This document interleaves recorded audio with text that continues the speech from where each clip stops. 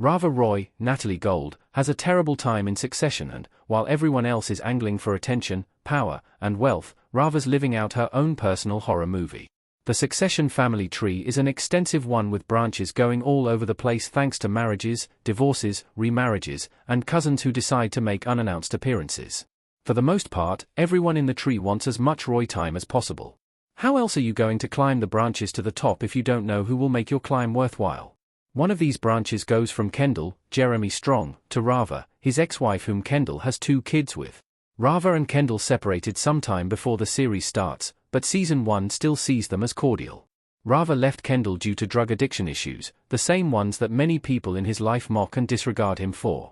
You can trace just how quickly Rava and Kendall's relationship deteriorates over the course of Succession, and if you look at the show through her eyes, you're basically experiencing a hostage story. Rava Roy was not treated as a real person in Succession. Rava's feelings and thoughts are never considered by anyone.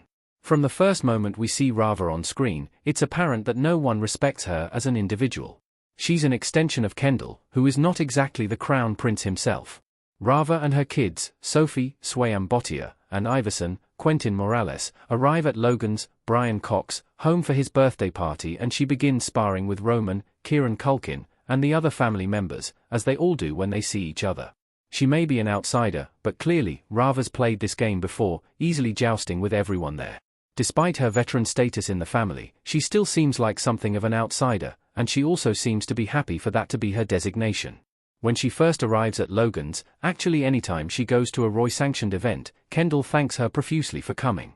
Sounds to me like she would have rather been anywhere else had it not been for him begging. Remember the term NRPI, no real person involved? It's specifically used to refer to the people abused during the cruise ship saga, but it's a useful shorthand for how the Roys think about others. Rava is not a real person to them. She's some lady Kendall was married to. Roman, and possibly Logan, aren't even sure if Kendall and Rava have any biological kids together, a fact Roman finds hilarious rather than something to shut up about. In Season 1, Episode 5, I Went to Market, Logan accidentally, as he would claim, hits Iverson in the face with a can of cranberry sauce. Rava is furious, and so is Kendall, for a moment. Then guess what happens? Nothing. It's just swept under the rug. Rava's anger is ignored. No real person involved after all. Kendall Roy does not let Rava escape his family. As much as she tries to stay away from Kendall, he imposes on her life at every turn. Rava, Natalie Gold, getting annoyed with Kendall, Jeremy Strong, and Naomi, Annabelle Dexter-Jones, in her kitchen in Succession. So what does Rava do? The one thing no one else in the Roy clan seems to be willing to do. Leave. She separates herself from the Roys. Not with lawyers or angrily, she just stops showing up in Kendall and the Roys lives whenever she is not obligated to. Kendall can date, do drugs, ruin his life, whatever he wants, but Rava is no longer going to be a part of it. Too bad for Rava though, because she's dealing with the Roys, and they're not in the business of giving up their toys.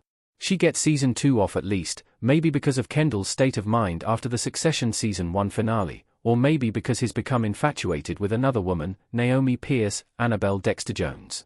That's all good with Rava. As long as it keeps Kendall and the Roys from bothering her and her children, she's golden. All good things must come to an end though, and in Season 3, Kendall's right back up in her business. Literally. He moves his base of operations to her apartment. Oh, and he brings Naomi and cousin Greg, Nicholas Braun, for good measure. If the frustration of their presence isn't obvious, they open up an heirloom wine bottle for what looks like a Chinese food dinner. Rava is trapped in her house with the Roys, and they are multiplying. Then comes Season 4, and Rava's husband, who claims to love and want the best for her children, essentially gets a fascist racist elected president, and her kids are now being harassed from both sides of the political spectrum.